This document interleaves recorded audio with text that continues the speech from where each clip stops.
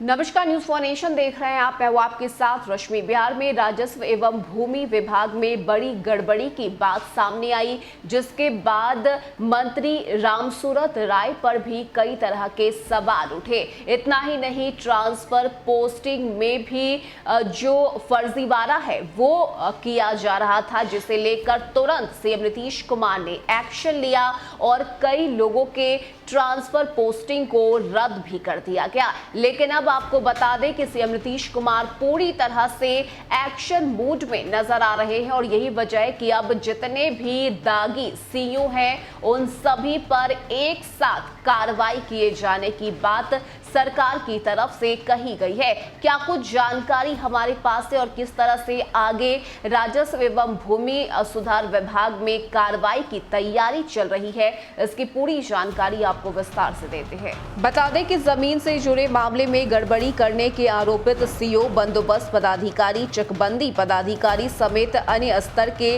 तकरीबन 150 कर्मियों पर कार्रवाई होगी। हाल में विभागीय मंत्री रामसूरत राय ने विभाग के अपर मुख्य सचिव के साथ मिलकर जब विभागीय कार्यों की समीक्षा की तो पता चला कि विभाग को ये शिकायतें डीएम से लेकर अन्य स्तर के अधिकारियों की तरफ से आई है, लेकिन इन पर कोई कार्रवाई नहीं की गई है। इसमें कुछ शिकायतें 3 से 5 साल पुरानी है। इसके बाद मंत्री ने कर्मियों के खिलाफ लंबित पड़े इतने अधिक मामलों पर तुरंत कार्रवाई करने का आदेश जारी किया है और एक पखवाड़े में सभी लंबित मामलों का निपटारा करने के लिए कहा गया है। इसमें लगभग 2 दर्जन मामले निगरानी के स्तर से ट्रैप के माध्यम से घूस लेते रंगे हाथ पकड़े गए।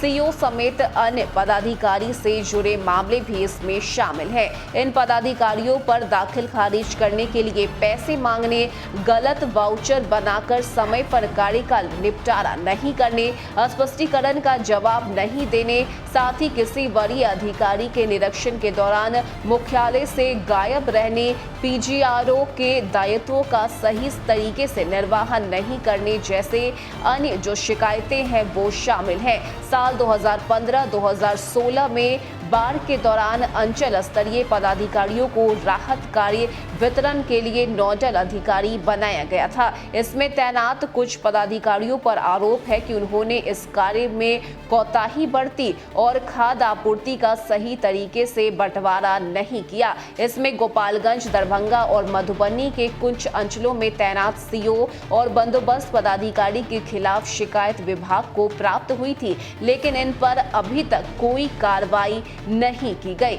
ऐसे में पदाधिकारियों पर कार्रवाई में देरी होने के 2 कारण ये भी बताए जा रहे हैं कि तत्कालीन विभागीय मंत्री के स्तर पर कई आरोपों पर अंतिम निर्णय नहीं लिया गया।